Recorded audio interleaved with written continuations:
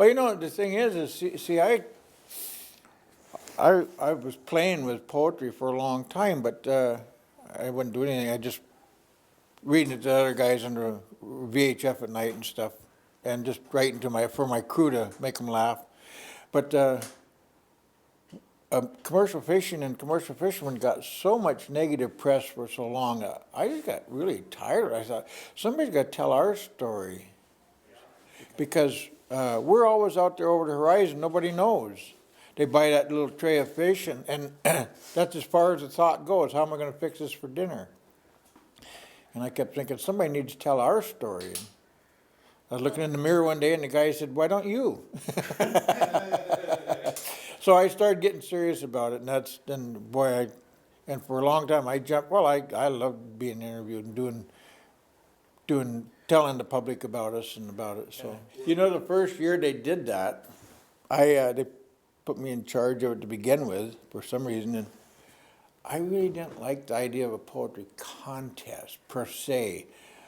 So when I called everybody up when I started, I said, "This is a poetry contest on one hand, but on the other hand, anybody that comes up here and shares something is a winner, as far as I'm concerned." So that's what I really, my forte is, trying to encourage young people to write, and young writers, no matter what their age. I did a poetry contest back east in a junior high school. Boy, that was fun. And there was, I think, 4 girls and 2 or 3 boys. And the boys, there was a girl there that had never been around the fish, didn't know anything about fishing, but she wrote a poem about her grandpa. Yeah. And how he was born on a beach rolled up in seaweed, but it was such a good poem. And I gave it first place. Well, I was doing a gig in New Bedford on the Working Waterfront Festival, so we got those kids to come to the stage. Every one of those boys chickened out. The girls came, but they were so scared. They were junior high school kids. They'd never been on stage before. One girl was shaking. She said, "I can't do this." And I said, "Yes, you can." I put my arm around her and I said, "I'm right here. They all want to hear you." I said, "I'm right here with you. Everything's going to be fine. I'm right here." So she started, and I could feel her starting to relax and get into it. And as soon as I felt her starting to relax, I took my arm away. And then as she got into it, I moved off stage, so it was her stage. And the one girl that wrote about her grandpa, I asked her if I could have that poem. And I brought it back out here and got it published in a magazine. Mm-hmm. And somebody wrote me an email a few years ago, said she's in college taking up creative journalism now. So I'd like to think I had a little, and that's my big thing, is not just educating the people to who we are as commercial fishermen, but getting kids to be aware, not even of just the commercial fishermen, but of the environment and the need for their awareness of it. That's my really big forte. When I go into high schools and junior high schools and even grade schools, usually when I finish my big spiel, I tell them, and I have to tell you kids something. My generation has really screwed things up, and I'm sorry, but you guys are going to have to fix it. But it's true. That's the way I feel. And we are so short-sighted as a species. We should be thinking 5, 6, 7 generations out. Instead, we're now, more and more. And it's so wrong and so dangerous. Oh yeah, there's an exception to the rule. I did a gig back in Elko, Nevada. There was 4 of us went back, John Broderick and me and Gino and a guy named John Van Ameron, who was the editor of Alaska Fisherman's Journal at the time. And one morning we had a breakfast where the benefactors came down. It was some of the old ranchers came down and one of the guys, that's who I gravitated right to. And I was talking to them, and I worked on a few ranches in Colorado, and they said, we got to talking, and I said, we're just alike. I'm a commercial fisherman on the ocean, but we have 3 enemies. We're fighting the weather, we're fighting shifting markets, and we're fighting the government. And they said, "Amen, that's exactly right." One guy was telling me they'd had a big calf crop that year, and then they got a killing frost, and they lost a bunch of calves. That's the weather. If they have a big calf crop and they come to maturity to market size, the market drops, the price drops, and the government is always seems to be fighting the food producers, and I don't understand why, but it seems to be a constant battle. So farmers, fishermen, we're all the same. My dad had been a cowboy. He'd been a hobo for years and hoboed and cowboyed and worked up there and did a lot of different ranches and stuff. And when we moved down from Alaska when I was a kid, we went to Michigan first. There was a college my mom wanted me to go to, a Christian college, and boy, I did not like it there. And I remember middle of this year, I sat her down and said, here's the deal. I'll stay till school's out, and I'm going back to Alaska, and I'm never coming back down here again. Well, that night, Dad come home, and he said, why don't, he said, you know, I don't like it here either. He said, let's go to Colorado. He said, all I'm going to do is something. He'd told me stories about when he was cowboying and stuff. He said, I'll show you some of the old ranches I worked on. Maybe we even get to meet some of the old ranchers, which I did meet a couple of them. And so we went to Colorado, and I bucked bales. I could tell you a funny story. I had a little motorcycle. There weren't any motorcycles around. That was a real rare thing in those days. And I was riding up down a little county road there one day. No kids around. There wasn't any young guys around. And I was riding down the road one day, and here come an old 37 Ford two-door sedan full of young guys. And they slammed on their brakes and piled out. I stopped, and they piled out. Well, I was used to fighting my way into most schools, because I never went to school more than a year or two at a time. And I thought, oh man, here it comes. I was trying to figure out which one was the toughest one that I was going to have to try first. They just wanted to see my motorcycle. They'd been up working construction at Vail. That's when Vail was just getting built. Yeah. And they said, hey, why don't you come buck bales with us? So I was off and running then. I remember one time I was standing waiting for the bus. My old car didn't run, and I was waiting for the bus. And it was snowing and blowing. And this kid come by, and he stopped. He said, hey, David, do you want to help me for a couple of days? His dad and the foreman had gone over the mountains to Denver and got snowed in, couldn't get back across, and he needed somebody to help him feed cattle. So, and help him feed cattle. So for a couple of days, we worked the ranch, just the two of us. And then we went back to school. We got called to the principal's office, of course. The principal was an old ranch kid himself. And Jerry said, Dad and the foreman were in Denver, and we needed to take care of the cattle. And he said, no problem, no problem. And I thought, that's the way it's supposed to be. No, I consider myself a native Alaskan, although I'm not a registered native. But I grew up out in the Aleutian Islands and around Kodiak. And we moved down to, and then ended up here, and I went to college here and up to Clatsop College. They got a big marine program now, MERTS they call it. I was the very first one to sign up for it.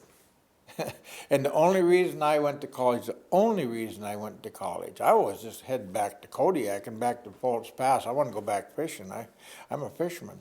But my mom was the oldest child in a fairly big family, and she was smart, but she always wanted to go to college, and there wasn't money for her to. And her big dream was for me to go to college, so she couldn't.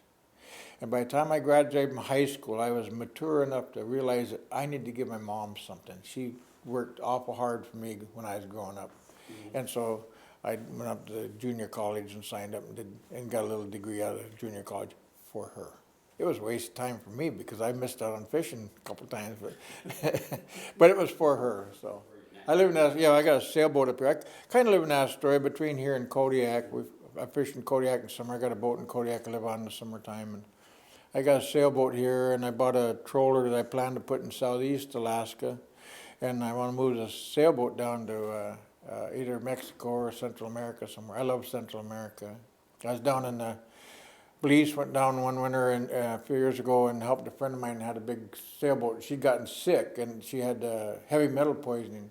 And she was doing charters, and she couldn't take care of the boat. So I went down and spent the winter rebuilding a lot of machinery and stuff in it for her. And she wanted me to take the boat over. Then next winter, we took it to Guatemala into a shipyard. And I went down to Honduras and looked at the boat I was thinking about buying. I mean, the people, they just didn't have a lot, didn't need a lot, and the nicest, sweetest people. You know, you'd meet somebody once, and next time you meet them, hey, how you doing?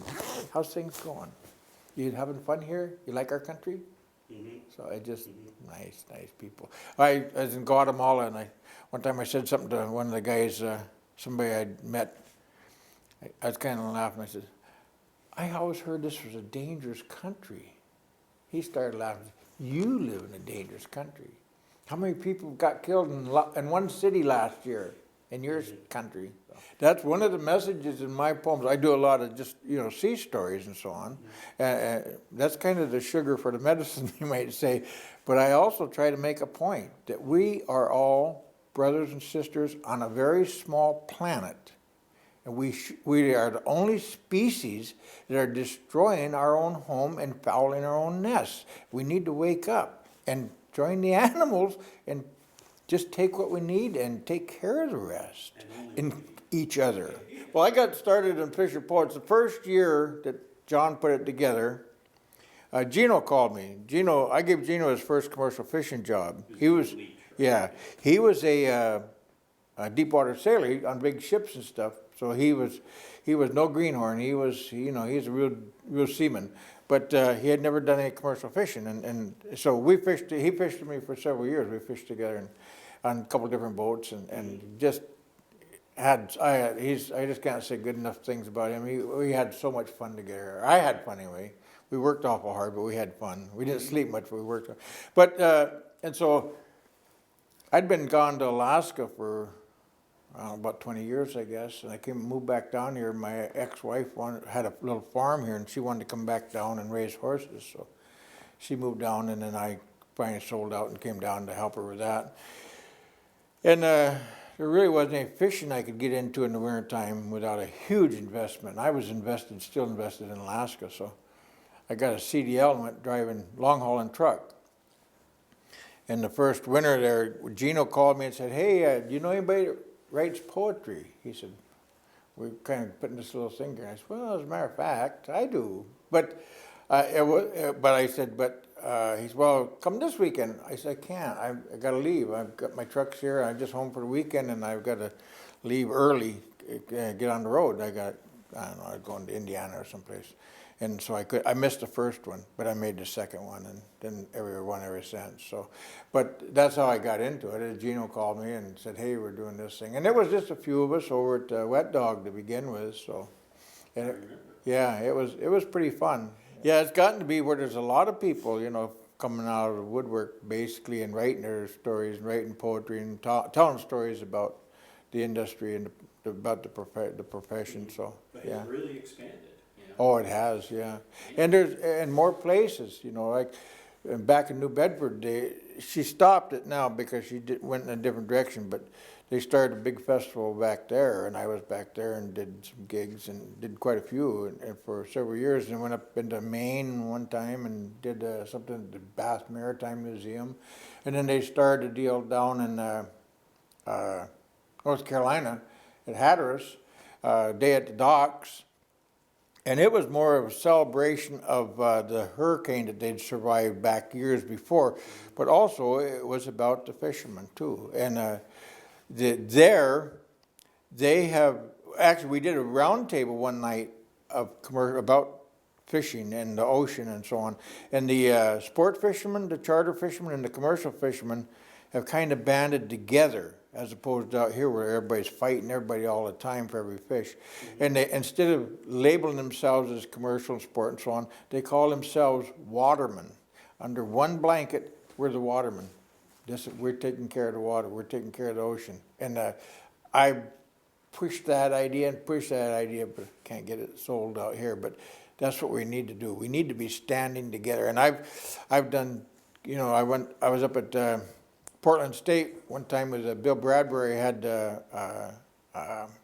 Al Gore's movie about climate change, and they invited me to come up and share the stage with him, and I did quite a bit of stuff, but one of my main thrust was that sports fishermen and commercial fishermen are not each other's enemies. We're actually could be each other's strongest ally for clean water, for strong fish runs and so on. We need to stop fighting each other and stand together. And funny story about that, Bill was sitting right in front there in his wheelchair. He was in his wheelchair most of the time then. But he and I had connected pretty good. And the last poem was about how the river and the environment that we have in the Pacific Northwest is our greatest treasure. And that was the punchline. And I slapped the podium, and I slapped it a little too hard, and it cracked. Loud. Bill heard it, and boy, did he start laughing. I didn't mean to split their podium, but and that's why I really threw everything I had into it, and really, I had already started writing quite a bit of protest poetry about the way the fishermen were treated in commercial fishing. We're just food producers, but I really didn't have a venue for getting it out where I really I needed to, and this kind of launched it.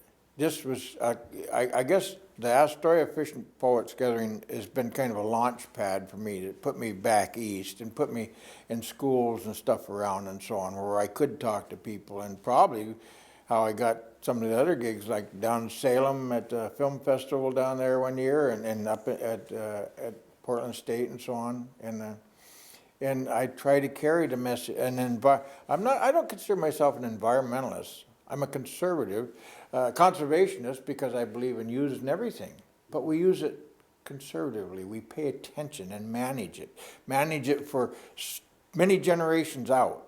And if we can do that, if we can figure out how to do that, we'll be all right. But right now, we're killing ourselves. I think, Ken, nature is a powerful force. And I've always said, if you could just take the humans off the planet for 100 years, nature would heal herself. And I really think we have to pay attention, and we have to do some radical changes. But change never comes without sacrifice. And we have to, or we aren't going to have anything. Yeah, we are now cracking the nest egg if we're not careful, you might say. But it'll come back. It'd come back. I remember back in the first half of the 20th century, when they had fish traps in Alaska. They were so efficient. They were on all the capes where the fish ran by. Alaska packers and a couple of their big doers, big players, they figured out where those fish ran, and they actually got title to the land and built their fish traps. Well, the fish traps caught everything. They had pilings driven way out in the water, and they had a big, huge square trap offshore, and then they had chicken wire strung where the fish hit it, and then they'd follow it out and go into the trap. And they damn near wiped out the salmon runs in Alaska, those fish traps. In 1958, they outlawed them finally. And somebody come to their senses and outlawed them, because we were losing our fish. We were going to lose our salmon. I remember when I was a kid, 20,000 humpies is what we shot for to make enough money to get to the next fishing season of halibut or the next cannery job or whatever it took to survive through the winter. There wasn't hardly any fish. We were scratching hard. And once they outlawed the fish traps, they started coming back and coming back and coming back. Well, a lot of that I put down to mismanagement. Like the canneries would tell us, when I was dragging here, they'd say, well, we only want 5,000 pounds of petroli this time, and we want 10,000 pounds of that. You couldn't just bring in and everything you scoop up and full load. You tried to fish for what they needed, for the market, fish for the market. Well, from what I understand, those fish tickets would go into Fish and Game, and they'd look, well, you only got these boats are only getting 10,000 pounds of this or that. They must be endangered. They must be fishing them out. That wasn't it at all. And the fish managers and National Marine Fisheries and the Bureau, especially National Marine Fisheries, is a real culprit as far as I'm concerned. They won't listen to commercial fishermen. They think we're all liars, that we're just out there to rape the ocean, and it's not true. It's not true. There's guys that are that way, but there's exceptions to every rule. Yeah, to give everybody a bad name. Exactly right. But most guys care, and most guys are concerned, and most guys would if the information was actually put to good use and used to everybody's benefit, not just ours, but to everybody's benefit, and especially the resources in the benefit. They'd get more information than they could ever process, I think. But it's always turned around and used against us. And so now nobody's talking to anybody.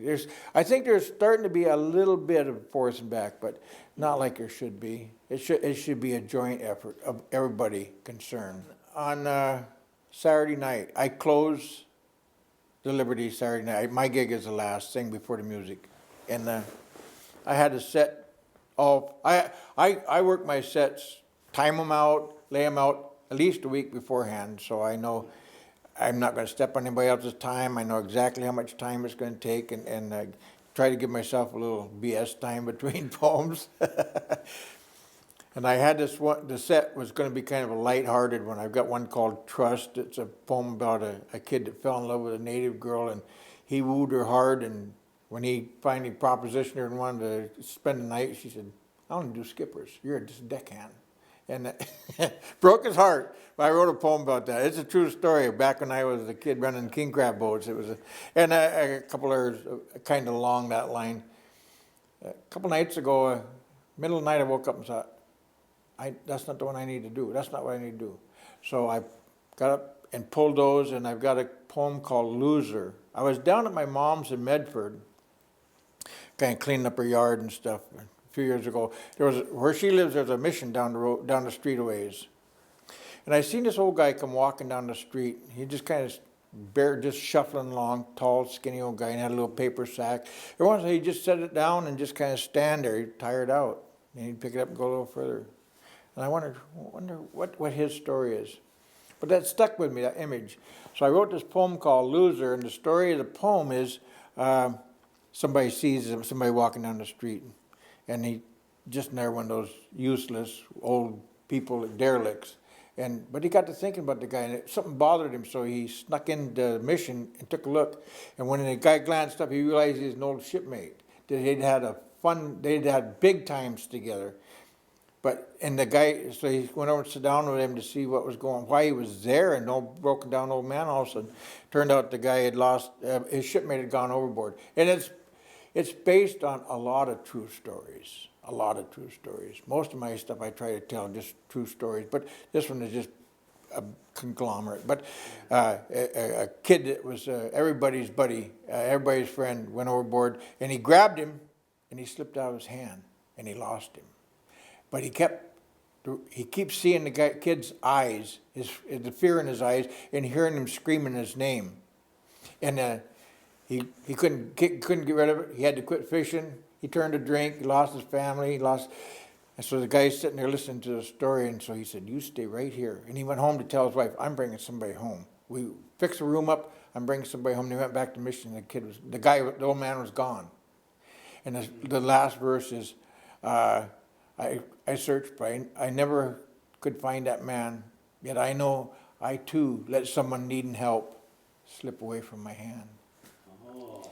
And that's what I'm going to end up with. But it is my message that we don't take good enough care of each other. Yeah.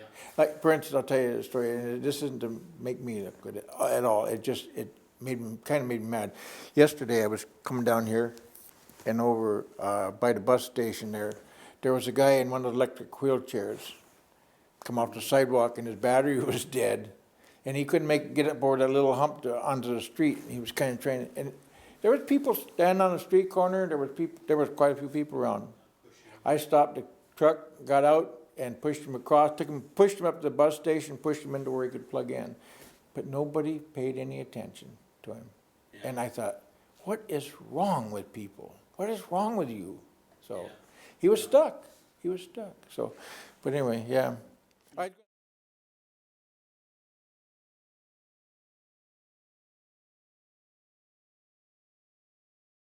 think it was, did a segment on me, and so I sat down to the interview like this, and we started, and I was telling him a story, and he said, "Stop, man. You got to take that jacket off. It creaks." Because it's a leather jacket. That was funny. Okay, are we doing the interview now? Hey, we've been doing the interview for a while. Oh, God. I'm sorry about all the BS then. You know, Dave, never trust a cameraman. Yeah. That's quite all right.